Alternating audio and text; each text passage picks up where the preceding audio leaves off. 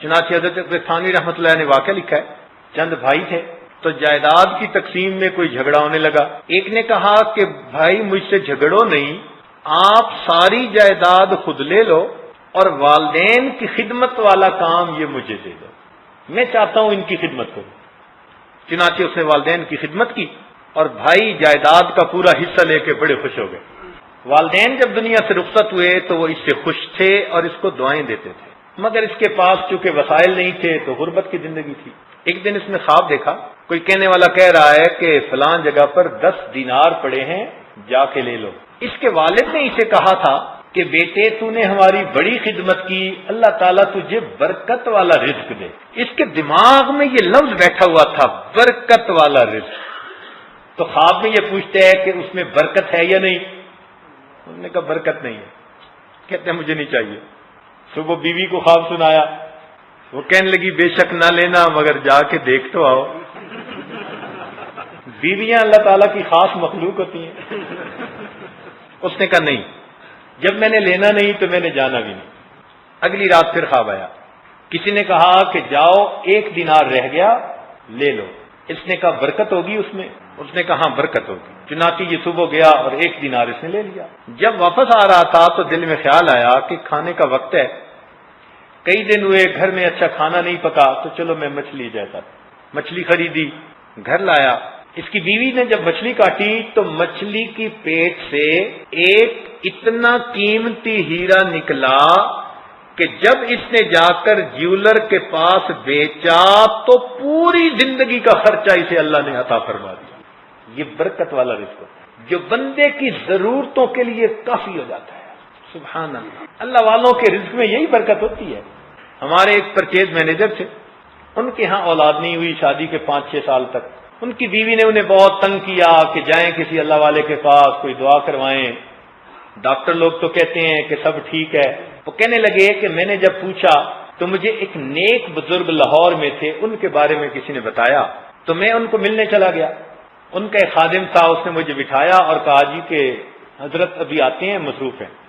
اس دوران جب وہ گھر جانے لگا نا تو کپڑا ہٹا تو میں نے دیکھا کہ وہ بزرگ نفلیں پڑھ رہے تھے۔ تو میں بڑا متاثر ہوا کہ فرض نماز کا وقت تو نہیں، یہ تو کوئی چاشت کا وقت ہوگا، تو یہ کھڑے نفلیں پڑھ رہے ہیں۔ اتنے میں خادم نے آ کر مجھے شربت کا گلاس بھی پلایا، گرمی کا موسم۔ میں نے کہا بھی صحیح، آپ نے کیوں تکلف کیا؟ اس نے کہا جی حضرت کا حکم ہے، اگر میں آپ کو یہ نہیں پلاؤں گا تو مجھے جواب دینا پڑے گا۔ تو منتیں بھی کی اور شربت پلا بھی دیا اس نے۔ کہنے لگا میں اور متاثر ہوا۔ تھوڑی دیر میں وہ بزرگ آئے اور معذرت کرنے لگے کہ جی معاف کرنا، میں کسی کام میں مصروف تھا، میں آ نہیں سکا۔ کہنے لگا میں اور متاثر ہوا کہ کوئی اور ہوتا تو کہتا میرے معمولات چل رہے تھے اور میرے تو اوقات ہوتے ہیں، کیا ہوتا ہے، اور یہ چھپا رہے ہیں کہ میں مصروف تھا۔ میں نے انہیں کہا جی کہ مجھے کچھ آپ دیں اس بارے میں۔ انہوں نے کہا بھئی کیا دینا، بس میں دعا کر دیتا ہوں، اللہ تعالیٰ خیر کا معاملہ فرما دیں گے، تم اللہ تعالیٰ کی طرف توجہ رکھو۔ لگتا تھا کہ وہ عامل نہیں تھے، وہ کامل تھے۔ آج لوگ عاملوں کے پیچھے بھاگتے ہیں، وہ خدا کے بندو کاملوں کے پاس آؤ۔ تو انہوں نے دعا کر دی۔ جب میں رخصت ہونے لگا تو میں نے ان کو اس زمانے میں 5 روپے ہدیہ دینا چاہے، تو انہوں نے کہا نہیں اس کی تو کوئی ضرورت ہی نہیں۔ میں نے کہا حضرت ہر آنے والے کو آپ کھلاتے پلاتے بھی ہیں، لوگ بھی آتے رہتے ہیں، تو آپ میرا بھی حصہ ڈال لیجئے۔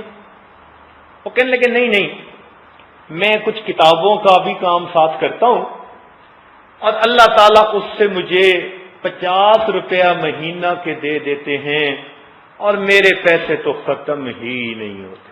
وہ کہنے لگے کہ آج تک وہ منظر میری آنکھوں میں ہے کہ اس اللہ والے نے کیسے کہا کہ میرے 50 روپے ختم ہی نہیں ہوتے۔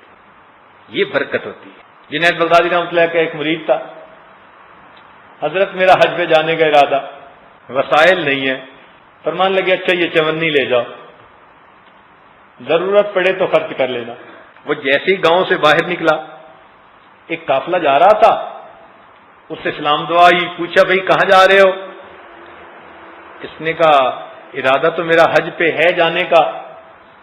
انہوں نے کہا بھئی ہمارا ایک بندہ جانا تھا اور نہیں جا سکا تو سواری خالی ہے، تو آؤ بیٹھ جاؤ اونٹ کے اوپر۔ لو جی سواری بھی مل گئی، وہ کھانے بھی کھلاتے، اس کی خدمت بھی کرتے، اس نے حج بھی کیا۔ جب واپس آنے کا وقت ہوا تو مکہ مکرمہ سے باہر نکلا تو ایک دوسرے قافلے والے مل گئے۔ انہوں نے بھی دیکھ کے پوچھا بھائی کہاں جانا ہے؟ اس نے کہا فلاں جگہ۔ وہ کہنے لگے ہم نے تو اس سے بھی آگے جانا ہے، ہمارے پاس ایک بندہ تھا وہ یہیں رہ گیا، تو سواری خالی ہے، آنے تو بیٹھ جاؤ۔ یہ بیٹھ گیا۔ انہوں نے بھی سارا راستہ اس کی خدمت کی، کھانے کھلائے۔ شاہانہ حج کرنے کے بعد یہ اللہ کا فقیر واپس اپنی بستی میں آیا، حضرت سے ملا اور حضرت کو پوری کارگزاری سنائی۔ حضرت نے فرمایا کہ کتنا خرچہ ہوا؟ کہنے لگا پورے سفر میں کوئی نہیں، تو میں میری چونی واپس کر دوں۔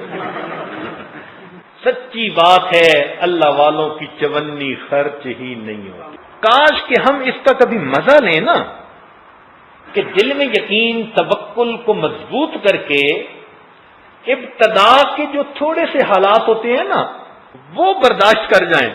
ایسا مزہ فقیری میں شاہی کر رہے ہوتے۔